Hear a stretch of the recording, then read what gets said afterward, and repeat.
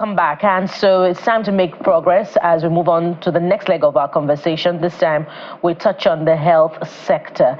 Back in the early 2000s, HIV and AIDS was a big concern in the country, with an estimated 7 million people living with the disease.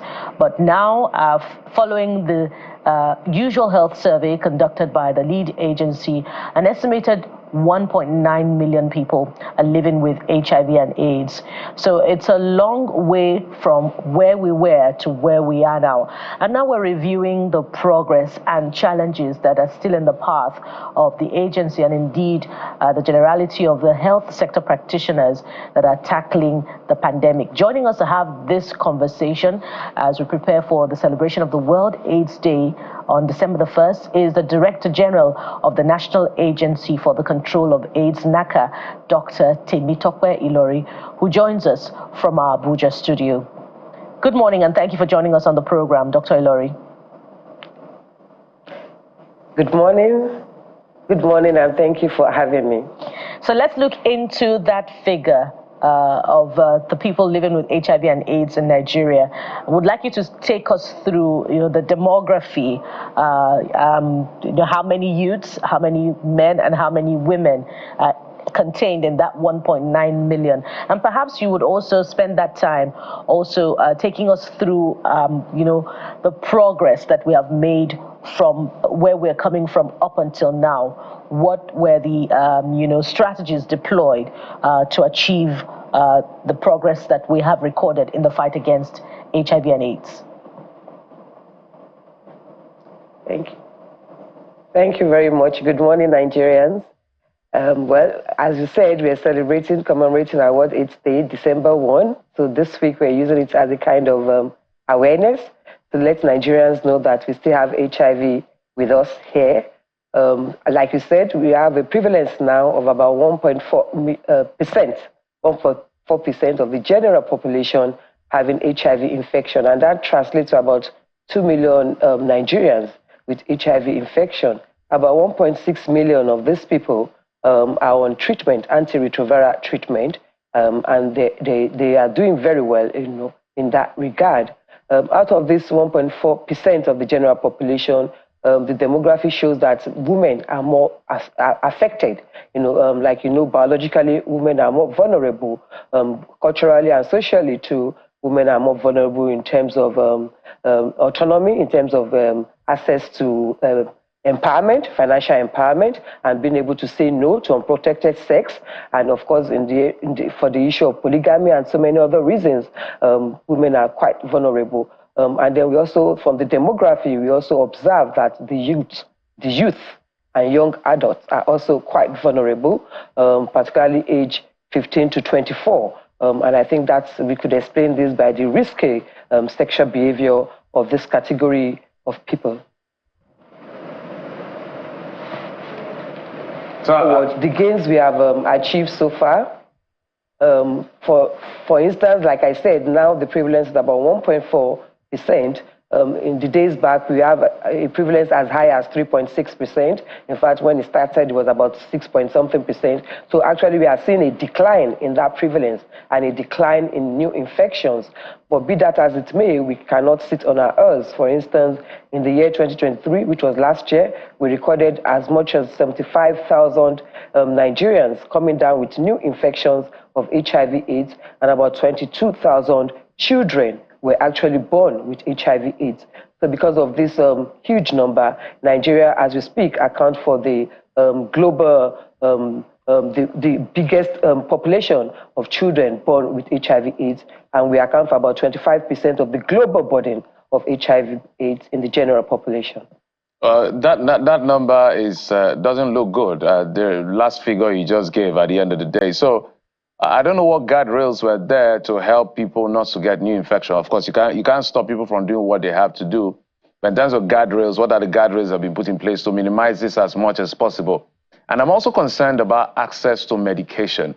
How has that been panning out for the people who have HIV or even AIDS? As guardrails, we work by the ABC. We say A is abstinence, particularly for underage people, abstain from sex. abstain from casual sex. B is be faithful to one partner, do not have multiple sexual partners. And then C, we tell people to use condoms. If you must have sex, and then don't have unprotected sex, rather use condoms. And for the D, we say don't share sharp instruments, don't share sharp objects with other people. And now we're saying don't do drugs, because we realize that many youth, many Nigerians are now taking illicit drug, and this can lead to disinhibition and, of course, predisposes them to sexual risky behaviors. And some even, take injectable drugs. They inject drugs using needle and syringes, and they share this sharp instrument. And, of course, this is a major route of transfer of HIV/AIDS. So these are some of the pillars, of prevention of HIV/AIDS.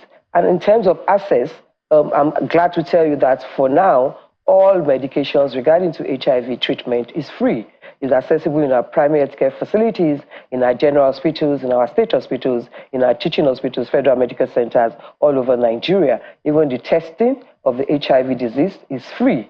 And we do this in all our facilities. And even now, we do community testing. We actually go door to door testing people through community leaders, through our traditional leaders, through our religious bodies. We actually go to big churches, we have our booths there, and we do testing and counseling, for general population, because like we said, it's easier, we want to catch them early, and once we catch them, we can put them on medications. Now we don't have to wait to say, oh, your HIV, your viral load has to be this high before you start medication. Once upon a time, even though you are detected to be positive, because of the lack of resources, you have to wait until your viral load is a particular point before you can access care.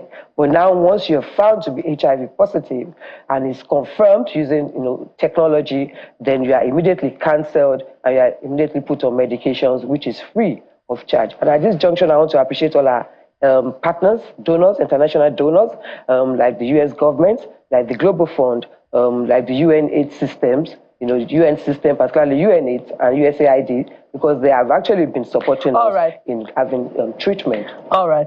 So very quickly, some would say that as a result of the progress that the agency has made, that the agency has perhaps outlived its youthfulness. And earlier in the year, the federal government announced the commencement of the implementation of the Steve Orosanye report. And NACA, your agency, was listed as one to be merged with the Center for Disease Control in the Federal Ministry of Health. What update are we getting in that regard? Has the process commenced for the merger of your agency with, the CD, Center for Disease Control? And, help us feel the pulse of, staff of NACA. Do you agree that the NACA has outlived its youthfulness? Thank you. NACA is a government agency that was established by law to actually serve as the coordinating agency for the multi-sectorial response of HIV/AIDS. Because like I highlighted earlier, HIV/AIDS is not just a health disease. It includes both health and non-health. It includes what we refer to as social determinants of health. Culture plays a role, religion plays a role, empowerment, finances plays a role, and of course, behavior generally, and in the environment. So NACA was established to have that multi-sectorial coordination in terms of health and non-health responses, and this we've been doing very well. We're working very closely with the Federal Ministry of Health, who is our supervising ministry now, and we're also working with sister agency, Ministry of Environment, Ministry of Education, Ministry of Women Affairs, Sports and Development, and so many other agencies that we work closely together. Like I gave out the figures, HIV is still here with us.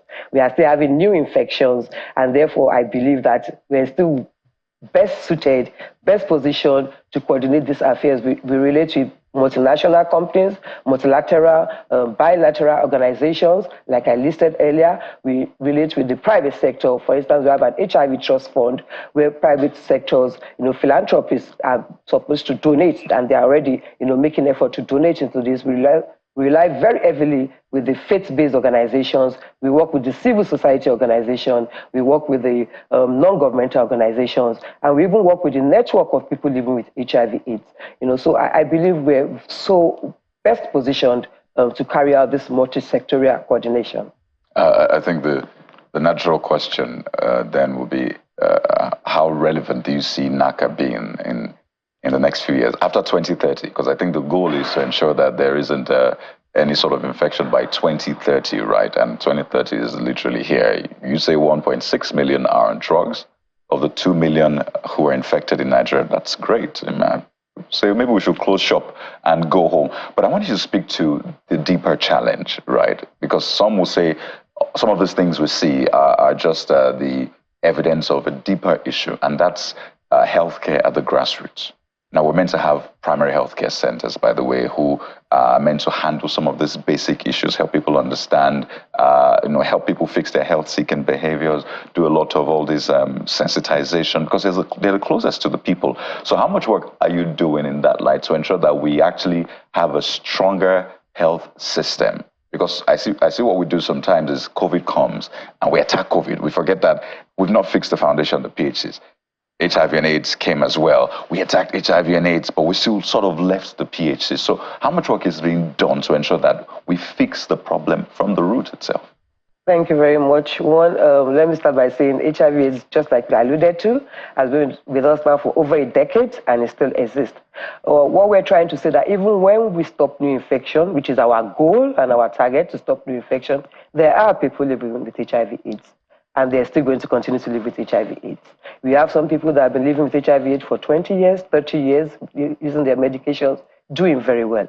We have mothers that are HIV positive and they gave birth to children that are HIV negative, 2, 3, 4, 5 children, because they've been on their medications and they are virally suppressed. When you use your medications regularly, then the viral load is so undetectable and it is untransmittable. And that's what we refer to as U equals U. Undetectable equals untransmission. And that's what we're preaching. That's why we're using this medium to tell all the pregnant women to access antenatal care, to go to a health facility with skilled attendants that can actually help to test them for HIV, to deliver them safely, and to put the newborn babies on treatment as the need arises. On the issue of the PHCs, I'm glad to tell you that the government of the day, ably led by the President Bola Ahmed Tinubu, is doing a lot in revamping our primary healthcare facilities through the Federal Ministry of Health, through the National Primary Healthcare Development Agency. A lot is being done in that regard. In all the 774 wards, we're doing that. And we're also working on what we refer to as the sustainability agenda, the sustainability roadmap. And that is to say that, yes, HIV came to us as an emergency. We have a lot of development partners assisting in this. But now we want to take ownership, government ownership. And by doing that, we are integrating the care of HIV into our PHCs, into our secondary health facilities, and making sure that all these PHCs actually have the facilities. For instance, earlier in the year, the government, we actually mapped out all the facilities where women access antenatal care. And we did not restrict ourselves only to the health facilities. We actually went into the community. We mapped out the traditional birth attendants. We mapped out the mission houses and the mission halls. So now we are equipping them with test kits. We are equipping them with knowledge and skills. We've trained over 20,000 health workers, both community health extension workers and all that. So I think it's really important to focus on the primary healthcare centers because you see a lot of them dilapidated. In fact, you have citizens now being the ones helping out the PHs. Well, not to be, Bukola, over to you now. There's so much work that still needs to be done, but as much as possible, they must be done within administrative prudence. This is where we'll anchor the conversation, and thank you very much, ma'am. We've been talking with Dr. Temitope Lori, the Director General, National Agency for the Control of AIDS, NACA. Thank you for your time. Thank you so much, and good morning, Nigerians.